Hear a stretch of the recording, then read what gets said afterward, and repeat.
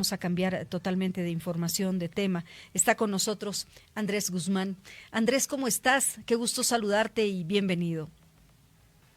Muy buenas tardes, Casimira. Gracias por el contacto.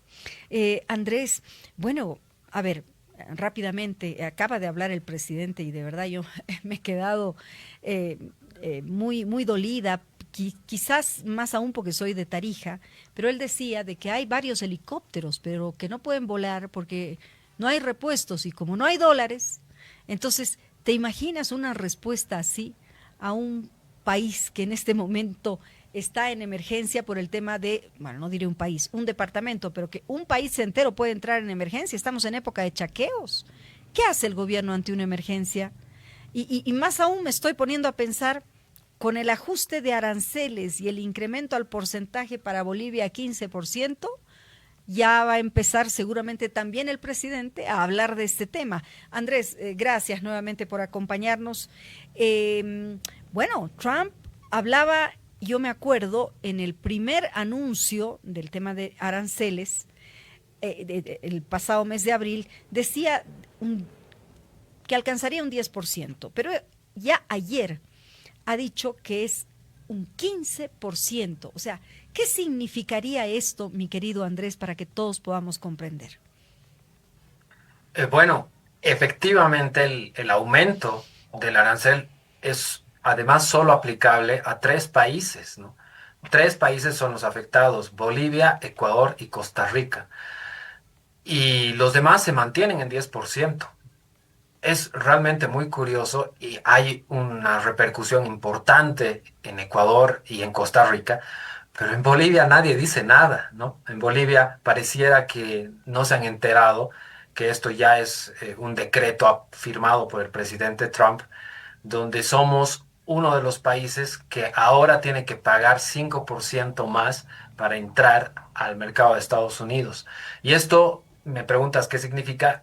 Significa pérdidas importantes para los sectores afectados, que son principalmente los exportadores de castaña, de estaño, eh, y algunos otros joyas, me parece también, eh, porque claramente el arancel no se aplica a todo el universo de los productos. La madera, por ejemplo, queda fuera, el litio y otros minerales críticos van a quedar fuera, pero obviamente hay un impacto para ciertos sectores y es pérdida, ¿no? El IPSE, el Instituto Boliviano de Comercio Exterior, pronosticaba que el arancel del 10% iba a costar alrededor de 27 millones de dólares para estos sectores afectados. Y ahora, con este 15%, obviamente esos 27 van a ser más, ¿no? Seguramente 40, no sé, cerca 40 millones de dólares, en un momento en el que necesitamos dólares, en el que estamos urgidos en una crisis económica. Entonces es terrible este aumento de aranceles que anuncia Donald Trump mediante un decreto que lo firma el 31 de julio y que va a ser aplicable a partir del 7 de agosto. Es ya no Y, más, y lo que más, ya no más. sí, Y como tú dices, ya nomás y Andrés, tenemos que adaptarnos y el tema aduanero y todo claro, es y como ya, tú ¿no? dices, es algo tan, pero tan grave que nadie se ha pronunciado. Nadie. Correcto. Nadie se ha pronunciado y sobre todo uno se pregunta por qué nos han puesto este arancel y yo he tratado de entender, he estado investigando y bueno, hay unos comentarios de las autoridades de Estados Unidos que dicen que los países que mantienen superávit con Estados Unidos, es decir, los países que le venden más de lo que compran a Estados Unidos, son los que están sufriendo estos aumentos, ¿no? Porque en Latinoamérica somos tres, pero hay otros países en otras partes del mundo que tienen aumentos más grandes, ¿no? Que llegan a 40%. El caso de Siria, por ejemplo. Pero bueno, por razones políticas y por el tema de mantener superávit frente a Estados Unidos. Pero el caso de Bolivia no es ese. Nosotros tenemos déficit. Nosotros compramos más a Estados Unidos de lo que le vendemos. Entonces, es realmente muy llamativo. Es quizás un error o es un tema político, ¿no? De que Claro, Estados Unidos le está poniendo un arancel a este gobierno de izquierda socialista, porque efectivamente los que ya estaban en 15 son justamente Venezuela, Nicaragua está en 18, Cuba también está por ahí, y todos los demás en 10, ¿no? claro. Claramente con Brasil, que ha tenido un impasse muy fuerte por el tema de Bolsonaro, Se queda está en 10. todavía en 10, pero dice que va a llegar a 50, ¿no? A 50 puede llegar. Wow. Sí, eso es lo que ha anunciado Trump, porque está muy molesto de que a Bolsonaro lo están procesando judicialmente, ¿no? Y justamente ahí puede estar la otra explicación, que creo que también es muy factible, considerando estas reacciones tan hormonales y muy políticas en el tema comercial, eh, porque cuando Trump dice y amenaza a Brasil de imponerle un arancel del 50%, el presidente Arce lanza un comentario en sus redes sociales donde dice que está totalmente apoyando al gobierno de Lula da Silva, que le parece muy mal que Estados Unidos le imponga un arancel y llama a la comunidad internacional a condenar estas acciones de Estados Unidos, de Donald Trump, y lo pone con nombre y apellido a Donald Trump en un ataque, en un mensaje que obviamente a Donald Trump no le ha debido gustar, ¿no? Si es que se ha enterado que el presidente de Bolivia ha hecho ese comentario. Entonces, tal vez es por eso, ¿no? Tal vez es por Claro. estos comentarios que ha hecho Luis Arce en favor de Brasil, que Donald Trump ha dicho, bueno, a este país más le aumentaremos y ahora los que tenemos que pagar o los que tienen que pagar son estos sectores afectados de los exportadores que obviamente van a ver que sus ingresos se van a reducir y que sus productos van a estar más caros en el mercado estadounidense y por tanto van a ser menos competitivos. Entonces es realmente muy llamativo lo que está pasando y llama muchísimo la atención que ¿Cómo nadie no? diga nada en Bolivia. Exacto, nadie dice nada. Ahora, claro, uno se pone a pensar, puede ser también político o dependiendo, como dicen otros, otras personas, que sea el acercamiento, ¿no?, que tiene con cada país, lo decías tú también muy claramente. Ahora, a partir del 7 de agosto empiezan estos aranceles a tener vigencia, ¿no? Estamos entrando a un feriado que además va a ser largo.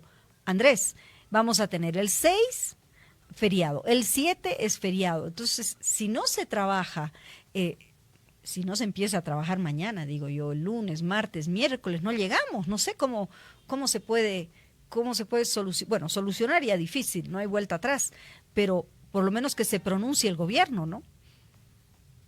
Claro, bueno, tal vez algún tipo de acercamiento, una negociación con el Claro, gobierno de Estados Unidos, tratar de revisar esta medida. Yo creo que no hay vuelta atrás. Para todo lo que se hace, se puede también deshacerlo, ¿no? claro.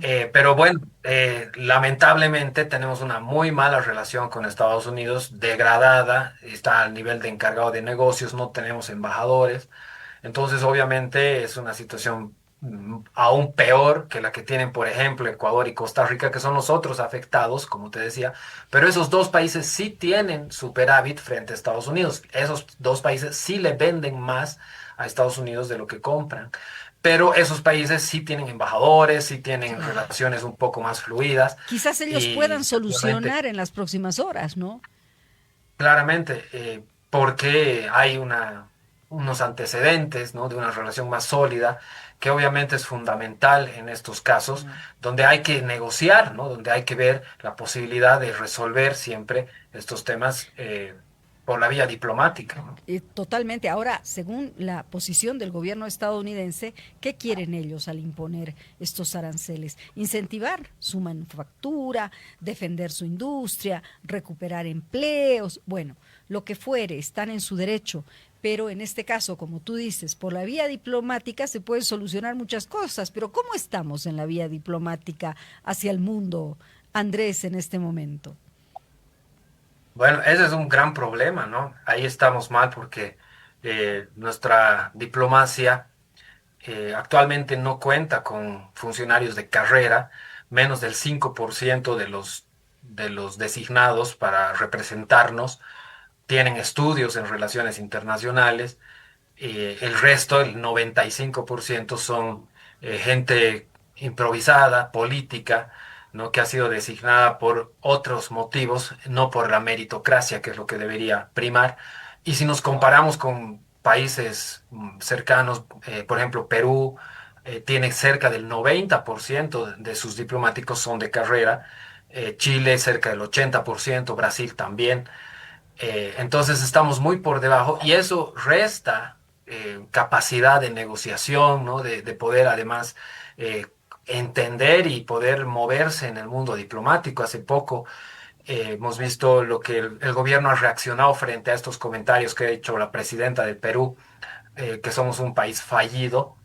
Y el gobierno llama al encargado de negocios de Perú en Bolivia y también llama a nuestra representante, también encargada de negocios de Bolivia en Lima, ¿no? Lo cual no corresponde, lo cual no debería hacerse en este caso, porque cuando uno hace eso, o sea, cuando un país llama a su representante, es cuando es un embajador y quiere reducir el nivel de su representación en el país acreditado con el que se tiene esta relación, pero como no tenemos un funcionario a nivel de embajador, sino es encargado de negocios, entonces no estamos cambiando la situación diplomática porque el que se queda a cargo es un funcionario del mismo nivel, también encargado de negocios. Esos detalles, ¿no? De la práctica diplomática hay que saberlos, ¿no? Para que tengan efecto, para que se puedan ser entendidos por el otro lado como una manifestación de molestia, ¿no? Claro, también obviamente lo entienden así, pero se dan cuenta que hay una desprolijidad en el manejo de estos temas, ¿no? Y ni que decir otros a las representantes hombres que empezaron a ejercer funciones sin haber obtenido primero el exequatur, ¿no? Que es el documento mediante el cual el país receptor confirma, ¿no? Que esa persona va a ejercer. Estoy hablando de Lidia Bati, que fue a Perú, a Puno, y ahí empezó a ejercer funciones sin haber recibido el beneplácito del país receptor del Perú, lo Claro. cual viola las normas internacionales, ¿no? Y al final no la aceptaron, Fue un entonces fue papelón. una Fue un vergüenza. papelón, tuvo que volver. Correcto. No sé No, si ahora está en la Argentina, Andrés, la señora. Ya no, ya la retornaron también. Ya no está tampoco en la Argentina, me indican. al tanto, pero Mm. han habido esos hechos y varios, ¿no? En estas gestiones en este último gobierno. El caso de Mario Cronenberg también, una vergüenza en Paraguay. Y bueno, así se manejan nuestras relaciones internacionales, lamentablemente, ¿no? Hay mucho que se puede obtener en términos de inversiones, de negocios, transferencia de tecnología, que se está desperdiciando porque no tenemos idónea, gente que nos pueda representar correctamente a partir de los conocimientos, las capacidades y las experiencias, porque la diplomacia no es un juego, no es algo fácil, ¿no? No es que cualquier lo pueda hacer de un día para el otro, ¿no? Entonces, ahí es donde estamos perdiendo. Y ahora que Donald Trump decide aumentarnos los aranceles, bueno, vaya, estamos en una situación muy difícil porque cómo vamos a negociar, teniendo en cuenta además la retórica, ¿no? Agresiva, dura contra Estados Unidos, que obviamente no nos coloca en buenos antecedentes para negociar la revisión de esto, ¿no? No, pues, y más aún con un Trump, ¿no? Que es tan rígido en su manera de ser y de pensar. No, no, no, no, no. Muy Exactamente. complicado, muy, muy No, complicado. impredecible. Impredecible. O sea que ojalá el gobierno de Bolivia actúe ya, porque yo estaba leyendo justamente una noticia antes de entrar contigo que decía que el presidente Luis Arce está entregando, bueno, va a entregar hasta el final de su mandato de 200 en 200 obras, ¿no? Además hay 1.300 más, no sé, una cosa así de locos, que de verdad yo no me había enterado que habían entregado tantas obras o que tienen por entregar todavía. pero que se empiece a preocupar por este tema sería lo ideal. Aprovecho tu presencia, mi querido Andrés, para hablar del Congreso de El Salvador, ¿m? Que ha aprobado una controvertida reforma constitucional que permite la reelección presidencial indefinida. ¿De quién? De Bukele. ¿M? Estamos hablando del presidente Bukele, que obtuvo un apoyo de 57 de los 60 parlamentarios del Congreso, cuya mayoría está conformada, claro, por el partido de Bukele, Nuevas Ideas. No sé si se le habrá ocurrido a Bukele copiarle a Evo o algo así, no sé, pero a mí particularmente me parece una cosa terrible, ¿no? Sabemos que este tipo de decisiones de reelecciones indefinidas no funcionan. Aquí por lo menos no funcionó para nada. Efectivamente, es muy cuestionable lo que está ocurriendo por que claramente estos límites constitucionales han sido eliminados ahora, ¿no? Con una reforma constitucional que el mismo Bukele había dicho que no iba a ocurrir, ¿no? Alguna vez le preguntaron si él iba a proceder a un intento de perpetuarse a través de una reforma constitucional y él dijo claramente que no. Y en otras entrevistas además dijo que no le interesaba reelegirse, ¿no? Sin embargo, ahora claramente ha cambiado de opinión y sí está interesado en reelegirse y sabe que puede hacerlo y va por el tercer mandato, ¿no? Cuando la Constitución de El Salvador, obviamente antes del cambio, decía que no hay ni siquiera una segunda, o sea, no hay la reelección continua o inmediata. Entonces, realmente es muy llamativo, pero por el otro lado, y esos son los argumentos del oficialismo, es un presidente con alto apoyo, con muchísimo apoyo de su pueblo, no más del 80% ha votado por Bukele, el 83%, el año pasado fueron las elecciones, y arrasó, pero de una manera clarísima, muy contundente, y eso nos hace ver que, bueno, pues el pueblo salvadoreño quiere que Nayib Bukele gobierne a ese país. Entonces, hay que poner las dos cosas en la balanza, ¿no? Por un lado, el tema de los límites democráticos, ¿no? El balance que tiene que haber, la alternabilidad, ¿no? Que se supone que es lo más sano para una democracia. Pero por el otro lado, que también quiere el pueblo salvadoreño. Y el pueblo salvadoreño claramente quiere a Bukele, porque Bukele ha resuelto el problema más grande que tenían los salvadoreños, que era la inseguridad, la delincuencia de las maras, y ha resuelto el problema y ahora El Salvador es un país muy seguro, más seguro que Canadá, según dicen algunos estudios, es decir, el más seguro de todo el hemisferio occidental. Y bueno, entonces que gobierne, pues, ¿no? Que, Y no, que claro, se quede pero de verdad tiempo largo. o sea, es una reforma constitucional extremadamente drástica, ¿no? Imagínate, estoy leyendo que este cambio también se extiende el periodo presidencial de 5 a 6 años y elimina la segunda vuelta en las elecciones generales. Sí, sí, a varios cambios hay. Efectivamente, como dices, elimina la segunda vuelta porque Bukele gana en la primera, de hecho, ¿no? Si ha ganado en la anterior vez y ganaría si ahora fueran las elecciones. Mm. Y además de los cambios que tú mencionas, Casimira, dice que el periodo actual del mandato se recorta en 2 años, ¿no? Tenía que ser hasta el 2029, pero ahora van a llamar a elecciones el 2027. Es decir, Bukele va a terminar este mandato antes y bueno, va a comenzar el próximo antes también porque obviamente, o bueno, al parecer, si las cosas se mantienen más o menos como están, ganaría muy Ah, claramente la Hay, próxima elección. hay algunos Y rechazos, por ejemplo, estoy leyendo del partido Arena, que dice que este día, es decir, el día en el que se reformó esta constitución, se murió la democracia en este país.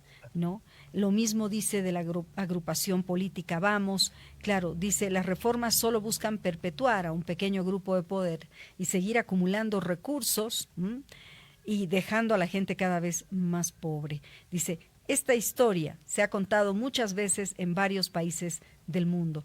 ¿Te acuerdas el 2016?